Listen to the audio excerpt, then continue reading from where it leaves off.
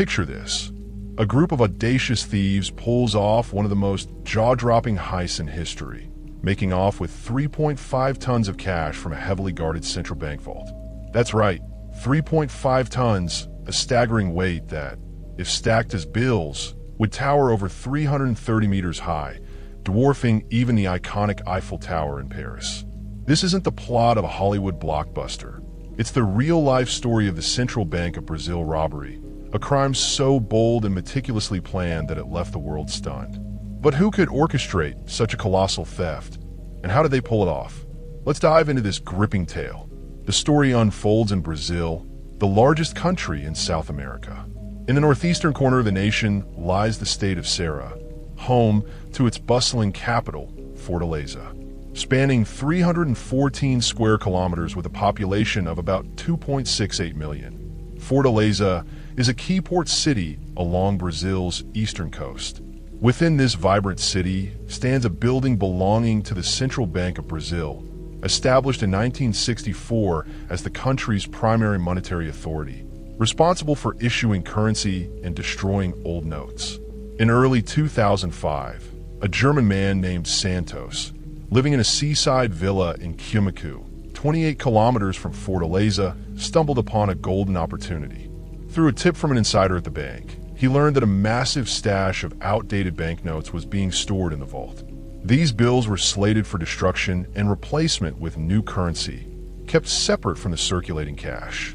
Crucially, if stolen, they couldn't be traced via serial numbers. For Santos, this was a jackpot too tempting to ignore. A daring idea began to take shape in his mind. A heist of this magnitude couldn't be pulled off alone, so Santos set out to assemble a crew. In February 2005, he gathered a tight-knit group of trusted allies through personal connections, meeting a local bar to hash out the plan. Among them was Quoz, a bank employee who had leaked the intel to Santos. Thrilled by the prospect of a life-changing score, Quoz eagerly joined the gang.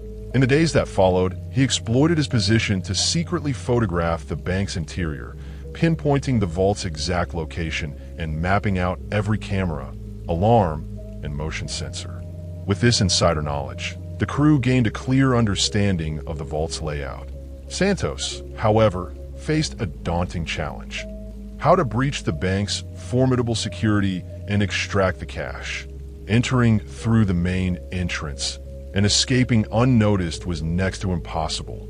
Undeterred, he researched bank heists worldwide and stumbled upon a method that sounded absurd but had a surprisingly high success rate: digging a tunnel. By tunneling underground, they could move massive amounts of cash without drawing attention, provided they timed it perfectly. The plan was risky but feasible, and Santos grew increasingly excited as it took shape. There was just one problem. Santos had no clue how to dig a tunnel. Enter Peter Powell, an experienced engineer with a knack for designing and building tunnels. After hearing Santos's plan, Powell jumped on board. He traveled to Barro Manuel Dias Branco near the bank to scout the area, assessing the bank structure and surrounding land for the perfect digging spot. Ideally, the closer to the bank, the better, assuming they could avoid detection. After careful observation, Powell found an ideal location: a house at 1071 Rua 25 de Marco, just 80 meters from the bank. Luck was on their side. The property was for rent. The group quickly leased it, intending to dig a tunnel from there to the vault. The house wasn't far from the bank, but it sat in a lively neighborhood. Digging a tunnel beneath, it would inevitably make noise, and if anyone noticed, their efforts would be wasted. Heavy machinery was out of the question, too loud, so they opted for shovels, digging manually bit by bit. With only a handful of members, they lacked the manpower for such a grueling task. Santos and his crew began recruiting, swelling their ranks to over 20 people. Some of the new recruits even had prior experience digging tunnels to escape prison, a major win for Santos, solving their labor shortage. But manpower was just the beginning. Digging produced heaps of dirt, and piling it up inside the house would soon fill it to the brim. Transporting it out was the only option, yet doing so daily risked raising suspicion among neighbors. One clever member, Silva, devised a solution. He used a fake identity to register a sham landscaping company called Synthetic Grass. To make it convincing, they designed a logo, printed it on t-shirts and hats, and had everyone wear the uniforms. Now, even if they hauled out massive amounts of dirt daily, no one batted an eye. By May 2005, preparations were complete, and the gang began digging. Santos, as the leader, assigned clear roles. Some dug, others hauled materials, a few kept watch, and the rest handled cooking and logistics. Each night, they started at 8 p.m. Santos occasionally inspected the tunnel's progress himself. Fortaleza's sandy soil, softer than average, made digging easier, a stroke of luck for the crew. Powell, the tunnel's chief engineer, boosted efficiency by designing a pulley system to move dirt in and out. Workers shoveled soil into sacks, sent them through the tunnel via pulleys, and loaded them onto a truck outside. Dressed in their uniforms, they worked unnoticed, even as neighbors saw them carting away huge volumes of earth. Powell, a seasoned professional, was meticulous. He insisted on reinforcing the tunnel with wooden planks and steel frames every 70 centimeters to prevent collapse.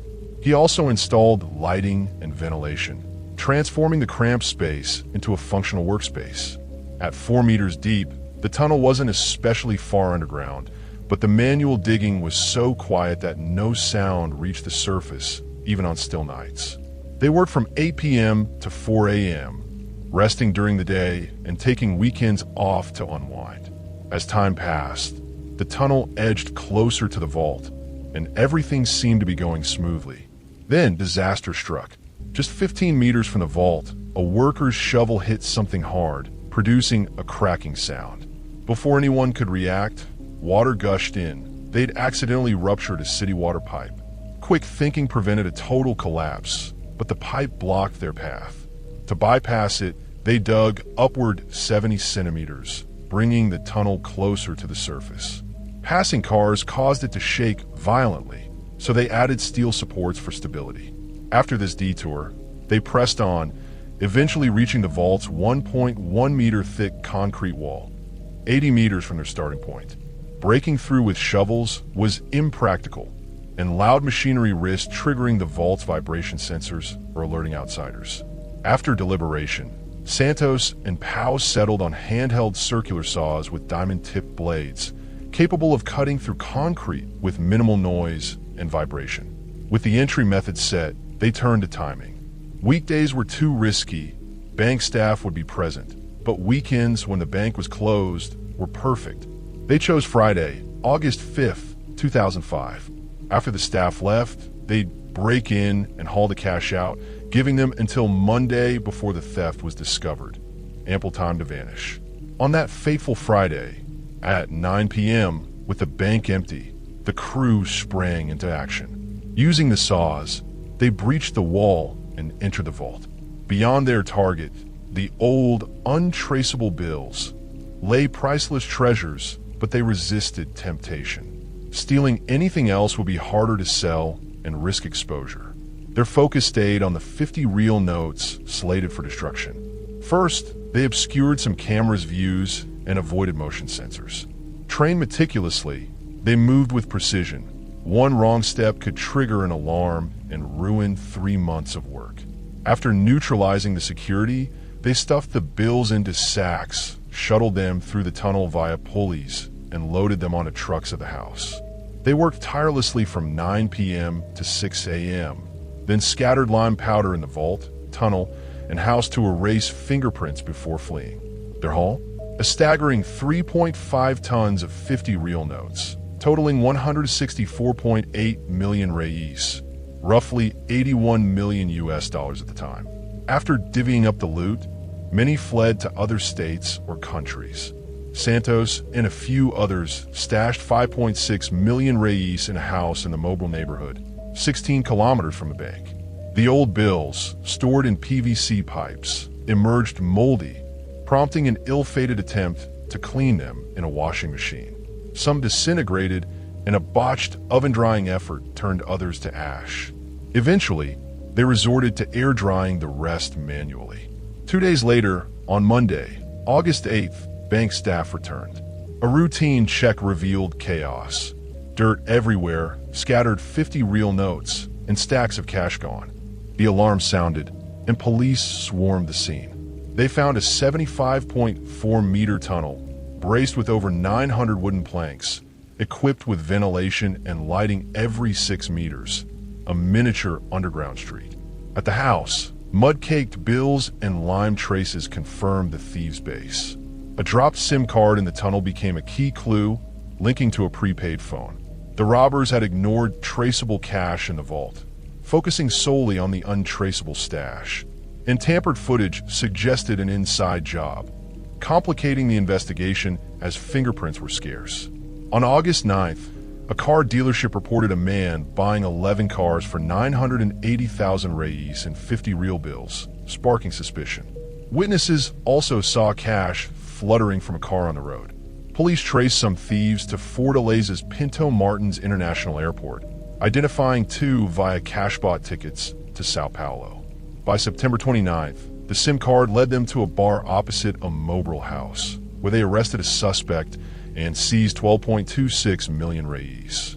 A year later, in August 2006, some regrouped in Maricano, near a Federal Reserve Bank, planning another heist with a tunnel.